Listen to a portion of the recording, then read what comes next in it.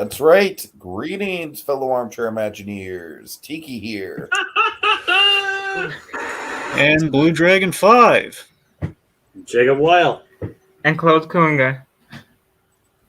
And ladies and gentlemen, as we find ourselves on the cusp of Disney's big venture into the world of streaming, even courting a war in the process, we thought it'd be nice to stay up to date on the ever-growing catalog and rule on what's a must or a bust on Disney Plus.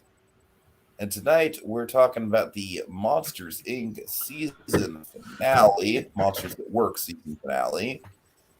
It's laughter we're after. All right. Did this show warm my heart and at the end of the day really kind of make me forgive all the not so great elements about it? No, not really. But the season finale was a good way to stick to it. And I will say, the one thing that I will give this finale, just as my thesis statement, is this is easily the most that John Goodman's got to do in all 10 episodes, and I think it really pays off. I really dig the Goodman stuff here. Mm-hmm. Other than that, honestly, with the with the myth stuff, like I have things to say. I still have not forgiven Fritz for existing. That's a whole other conversation. I think the myth stuff was it was pulled off well. It was pretty damn predictable that we were gonna reach this point by the end of the season, so it wasn't like a Loki style, like, oh my god, we're pulling the rug out from under us. But considering my mixed opinions on the Loki finale, maybe that's for the better. Okay, so we got Pink Pearl. Pink Pearl, the episode was the season finale. Yeah, it was. And hopefully we come back with a season 2, because of course we got a Boo name drop. There's got to be more than a name drop, right? I think it's confirmed we're getting season 2 because Henry Winkler. Well, he asked about Said yes. season 2. He didn't say there was going to be. But apparently on Twitter someone asked him and he said yes, we're getting one or something like that. Oh, well, there you go. All right, so what do y'all think? I'll give this one like a lukewarm, it's like a 7 out of 10, which... What's up with the numbers? Just the numbers. It pretty much sums up my feelings of the show as a whole being... Wait for it. Yeah, around a 7 out of 10. All right. Sorry. Yeah.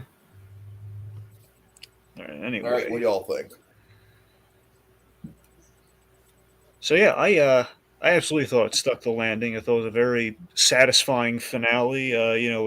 Season finale. The season delivered on the promise of the first episode that that was demonstrated there. I thought we kind of closed our loops really well. I mean, I really felt a lot of stuff watching this last episode. I think it really made up for how it was really definitely had that Monsters Inc. kind of like magic of accepting your position in life, which I think is one of the proud points of the series. Yeah, it was definitely a lot of the Monsters University promise, along with the kind of hallmark of Monsters Inc. Right. Yep. Mm-hmm. All right, Jacob, what do you think? As far as the series goes, I think there's a solid season finale. I think the overall conclusion of the show is stronger than the rest of the episode, but I think as Dragon said, it stuck the landing and even tied into the finale of the movie at one point, which I thought was a nice touch. All right, but it was sorry, Jacob. Okay, it's fine. You can go ahead. All right, Claude. Yeah, I agree with you all. It was a solid finale that really stuck the landing, and I also loved the ending with Tyler and Val becoming like partners at the last floor at the end. I mean, let's just skip to the end now, but that was a super effective payoff, and honestly, that was one of the parts that I didn't really I was basically expecting like a mushy goodbye of like, we don't want you to go, Tyler. We get a little bit of that, mostly from Henry Winkler. We'll talk about him. But Yeah. No, we won't. yeah, we will. Mhm. I give the Val thing a lot of credit because I think Val is probably like out of all our main Mifters, she's been kind of like the MVP as far as like most improved from the premiere to the finale goes. Would you guys agree? Yep. I Solid agree. arc. Yeah, she's Yeah. definitely grown a great Because I deal. mean, she really started out like annoying, man. Like out of all of them, she was probably the most annoying on day one. Yeah, I can see that. Yeah. And as for the other Mifters, I feel like they kind of just live and die based on their one note personas, which is kind of unfortunate. I don't like Duncan, for example. I really don't think we got to see many layers to him outside of that one episode where he gets put in charge, which is probably my favorite episode of the season. Cutter is just solid comic relief, and she'll always be solid comic relief, but I don't ever think we're going to get like much of a character beyond that. And then let's talk about Winkler, guys. Mhm. I'm sorry, because clearly Winkler has turned into like the big focal debate point between us here with this show. Guys, I'm just gonna put my foot down on it. It's totally fine. You know, humor, especially, is one of the most subjective things in the sea of subjectivity that we call life. But wow, I'm proud of that. I'm proud of that line. I wouldn't be that proud of it, but you know. Yeah. But I gotta say, man, like the character of Fritz has just rubbed me the wrong way from day one. I No, think he hasn't. Not from day one. That's a lie. Yeah, you liked him for a bit. all right. Don't make me pull the I- video evidence. Okay.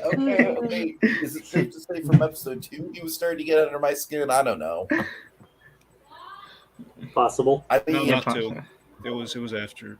But anyway. okay, well, regardless, I feel like he's the anti-Val then, where I was fine with him at first, but then as the episodes went on, I just became less and less fine. Is that accurate, Dragon?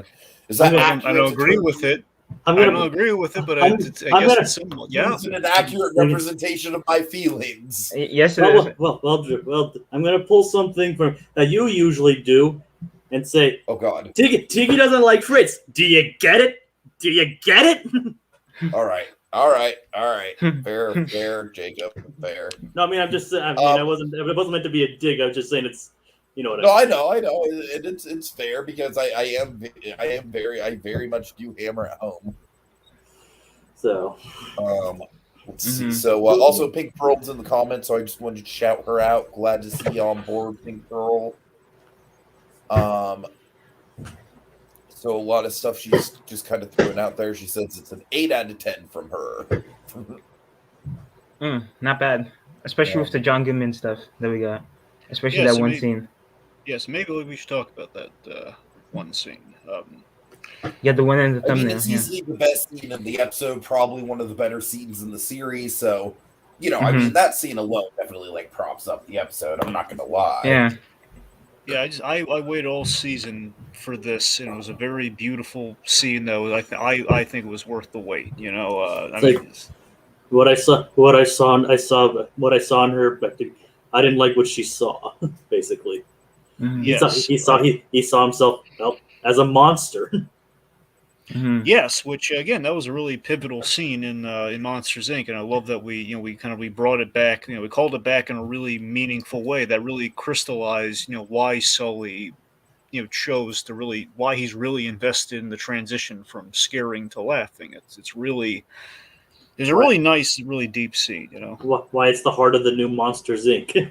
Absolutely, and I love what I really loved this episode did that I was really hoping the show would get back to since the first 2 episodes is that particularly the first episode, which is a very solid pilot, just Tyler's arc having built to this point where he has kind of this linked arc with the A story B story of Mike and Sully and Tyler, where these guys are kind of joined at the hip, and Tyler does kind of fulfills both of their hopes. Where he has his Mike Wazowski moment when he crosses the scare floor, which of course a big Monsters University pulled from Mike Wazowski, and of course with Sully, which is making this work and paying it off wonderfully with Sully having absolutely achieved his goal, looking at the busy laugh floor without any fears of being shut in at the end. For sure. Yeah. For sure. I just love the fact that Yeah, it was Tyler, a very nice ending point. I did love that final image of him going into the door and the canister filling up. I thought that was a nice low key way to end it. yeah, and again, I love that Did you Tyler notice was. we got a call back to the Billy Crystal? I'm going in, Yeah, but it's much more calm this time. He's just like, Mike, yeah, I'm going in. Mike definitely working his magic again. Well, speaking of Mike, We gotta talk about the Waz scene. Oh my god, yeah. Waz. The Rose Waz thing. I love how they just like pretty much directly make it canon that we're not sure if they're the same person or not. Yeah. But I said, for all we know, that it's just her screwing with Mike again. Right, Yeah. right. I love that. I love that. That's like Mhm. so in character with the vision of her. And she's now working for Merck. Like, there's a lot about me that you don't know. yeah. Yeah, Rose, I think, is easily one of the. She's easily one of the slam dunks of the whole show. I think, just conceptually, they pulled that idea off really well. I think the stakes were really good for the last episode. That, again, like both of our characters, again, both of our plot lines through the season have just kind of hit this really great kind of connecting point of, hey, I'm having doubts about finally becoming a jokester, which is what I wanted, but I've actually grown accustomed to the Mifter work, and of course, like, hey, we need all the jokesters we can get right now, because otherwise the business is going back to scaring big time with Furica. Which, by the way, I love the fact that we're bringing back Furica, which was teased up in Monsters University. It was kind of money left on the table. And we kind of that was an Easter egg I didn't even catch.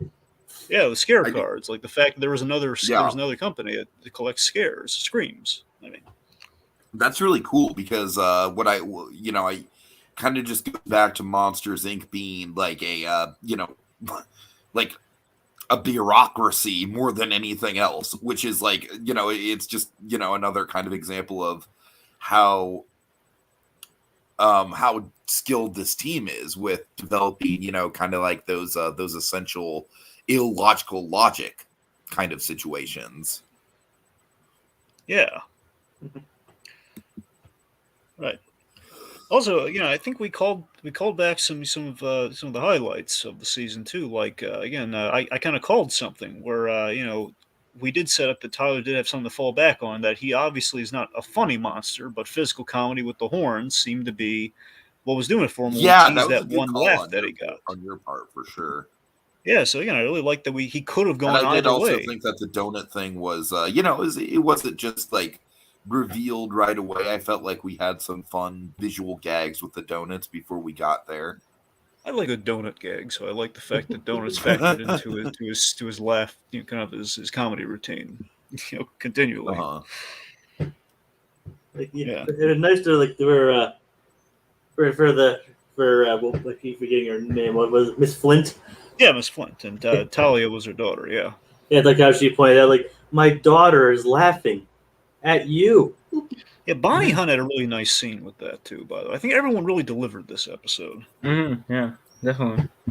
Yeah. And also just to kind of give points to the league, I'm going to diverge from this guy, obviously, but just I think Fritz did have a bad episode last week, no question. But I think we re-legitimized him by giving him the letter payoff, where he found the scare letter that basically had Tyler's hopes and dreams on it, with jokester crossing out scare. And it was a good fit. I think honestly, Fritz functions with the story better than he does with the humor. Like for me, Fritz is a character and is a concept and is kind of like a means to the end for the story is totally fine. I have like no problem with them. It is literally just like I feel like out of all the characters, his humor is the most overbearing and the most repetitive. So that's kind of where my dislike comes in. But I will say as a character, he definitely does contribute for sure. I just wish he was a little less over the top about it. Right. So another thing, and I'm not trying to brag here, I'm saying this is a big plot point. Something I kind of was wanting to see by the end of the season that kind of made logical sense that Pink Pearl called out earlier. the laugh canisters. We did that. I hope that factored into kind of what helped save the day. The giant, we upgraded the scale of the canisters, which And is of something we course, had. that was definitely Cutter's big moment, was putting that together. Yeah.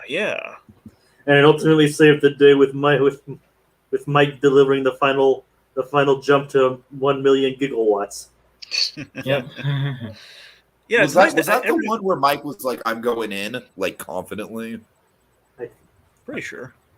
Yeah. Okay. Sounds about right. Yeah, everyone. I think everyone did get a nice payoff in the end. I mean, Duncan even had like an emotional moment that kind of won me over, where like they're spelling out the name, which initially I was fearing, oh god, this might not play that well, but then it did. It really, the heart really came out, and he starts with, "Well, thank you." It was really, that was nice. Again, Val becoming the kind of the assistant at the door station. Again, we mentioned the canister with Cutter. Banana Bread already got his. He's fine. Yeah, that was nice. Winchester. Yep, little Winchester. Unfortunately, no Water News cameo outside of his signature on a piece of paper. Well, to be fair, though, I mean, if that's what I say, if we are getting a season 2, like in the future, that would be the time to do the Water News thing, because like we're right in the, we're freshly getting out of that phase. But then, if Sully's going to have any troubles next season, then you want to get to that's my next hope for Sully. We've crossed the threshold. We gave him a big moment. The next big moment that would be my wish fulfillment is, again, if he has to basically be confrontation with Water News.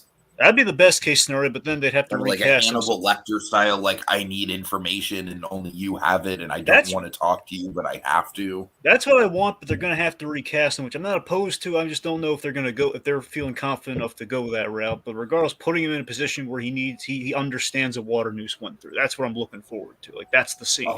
Which ideally, best case scenario, he would visit Water News and talk to him about said issue. But regardless, who knows? Maybe they could get a Water News situation. Maybe they could get Kelsey Grammer like they're going to do with University. I know that to me is the best case scenario of who you cast. I remember when there was talks of that. I don't know how official that was, or if that was just if they did cut him at the end. I keep forgetting how official that was. And the only cameo he had in that was like with a picture, and he had a huge afro. Or something. I know, which was really funny. He's going to try and suck the screams out of kids, but look at him with a big old hairpiece, little Bob Ross wig. Look at him go. Look at him go. Yeah. And again, when I realized we were doing like the full-on link up, I was like, oh my god, it made so much sense. How did we not see it coming? And there's with the tie, and we know what Sully's payoff's going to be as he walks off to the next scene, but look at it. Yeah. Also, which makes me kind of wish that throughout the series we could have seen Mike like gathering pieces of wood. But the clipboard does have that piece of wood. If you look at it real closely, that piece of wood is there. And speaking of which, we didn't have any comedy class this week. Well, because remember, the comedy class is kind of, I don't know if it's fully disbanded, but they were all put on the laugh floor. That's why.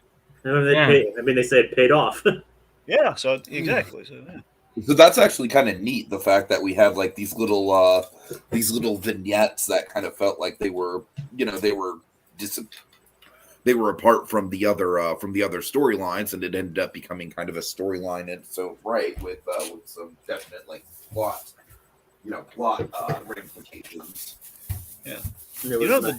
The desk gesture with the picture also really touched me. The fact that they gave him the desk in Myth, and now they actually made the little scare station desk like personalized to him as showing their support. That was a really nice moment too. Yeah, it was. I mean that's the thing, guys. Ultimately, I think this show is very much a kind of a commentary on the workplace and like moving up in the workplace, and just because you're moving up doesn't mean that your friends are moving down. You know what I mean? Yeah, it's like what Cutter said. Like, Tyler's not leaving; he's just going up the floor. Right. And I really think that is a powerful lesson to teach people. So I really am down with the moral of this. I think so far the Monsters Inc. franchise is 3 for 3 when it comes to potent morals. Yeah, and I think I just. With the finale itself, I just love that there is kind of an element where I don't necessarily I'm hopeful for a season 2, but hopefully the model would be we would maybe follow some different monsters of the workplace if we went forward as like our other side of the story, or either that, or just give us what we really want and just give us like basically Monsters Inc. 2 in the form of a series. Well, sure, but that's what I'm saying. Regardless, they let's could- face it, that's what we all want. Yeah, Well, with yeah, what I'm Boo, saying is more they could Boo set stuff. it at that I think- time. Just yeah. I think I'm the only one who doesn't want that. Well, I'm saying even if they do that, we just still Jacob, like. Even if we- I respect your stance on that, Jacob. I do. Like I said, as far as I'm concerned, Boo Stories is done. Like maybe like a cameo here and there, but other than that, Jacob, I think I'm saying Disney is not going to be able to resist going there. All right, in theory, I do agree with you. Like in spirit, I agree with you. But I think Disney is just like they see that ending and they know how much it means, and they're just like, we gotta exploit it because we've got to have money. Well, what about Boo's kid though? Like if Boo grows up and has a daughter or something. I mean, that's what I'm saying. Like, I think any scenario with Boo grown up, I think is totally on the table because Pixar does flash forward storylines really well. Hello, Incredibles, but B, I just think it's far enough removed from the from the Boo that we know that I don't really think it'd be messing with our vision of Kid Boo. And now this all of a sudden just became a Dragon Ball Z conversation. Well, it'd be nice. I mean, regardless, there's a question of how far we go, because again, Sully would be visiting Boo with the ending of Monsters Inc. Or again, if we go the time jump route, and let's say Boo had a daughter, imagine this, these kids, the ones who are not being scared by their monsters, there is a very strong possibility they would talk about, hey, were you guys entertained by some really funny monsters recently? Because I was. There's no reason they would. I guess the parents would write off as they're really imaginative or something. And I'm used to kids getting scared by monsters, but this is better. We don't have to worry about them being traumatized just seeing imaginary friends. it's like I got scared. I got scared. This one got donuts on his face. Yeah. Yeah. Yeah, but in the end, I love that we just I'm left at a place where the Tyler Tussman story was really well rounded out and handled. Where I don't necessarily need a season 2 where we just we wrapped up that story so well. We bridged our what we gap. could do is we could maybe reverse the roles where Tyler and Mift is kind of in the background and Mike and Sully and the more main characters kind of take center stage. Yeah, I mean, yeah, that's at least that's what I'm envisioning. Well, regardless, I say you can go that route. I'm saying maybe your background is a different department in Monsters Inc. But sure, if they could be there too, if you want to keep those characters, that's a valid way to go. Yeah, sure, swap the thing, sure. And in season 2, there's a time jump and Fritz died. Come on, why? I knew you guys. Come on. I'm sorry, that was low hanging fruit. Like Fritz's funeral. Once upon a time, there was an ugly barnacle. He was so ugly that everyone died. All right. Yeah, but guys, I love that. I'm so charmed by. Fritz isn't that bad, guys. I'm sorry. I'm just having a goof. I'm just kind of really pleased that at the end of this season, at the end of the story, it's like we found a way to retroactively fit. Because if some people have asked me, was he in the original Monsters Inc? It's like, no, he wasn't, because obviously there was no way they could, figure that this is going to happen in the future. Obviously, there's no way that could have happened. But now we've kind of found a cute way to. He was in there in the background, we didn't see him. Yeah, totally. It's really nice. Yeah. Well said. Yeah. All right, is that it, guys? Y'all got any more thoughts on it? I think that's a good place to stop. No, I think that's pretty much everything. Yeah, that's everything. Okay. Yeah. That's all she wrote. Okay. Sounds good. Well, thanks to Pink Pearl for joining us in the comments with this, and thanks to everyone who's been following along with our Monsters at Work recap. We got through it. Pixar's first series is in the books. Guys, next week is going to be super crowded. We know that we need to get to Doug Days. I'm not sure exactly when, but we'll get to it for sure, especially because of the the Ed Asner factor. So we'll definitely get to Doug Days sooner rather than later. All right. Okay, guys, and that will do it for us this week as we holster our remotes until the next installment calls for the draw. Mono e mono. Just Plus and Us. Time to make the donuts. Mhm. Don't ask questions that you don't want to hear the answers to. Ha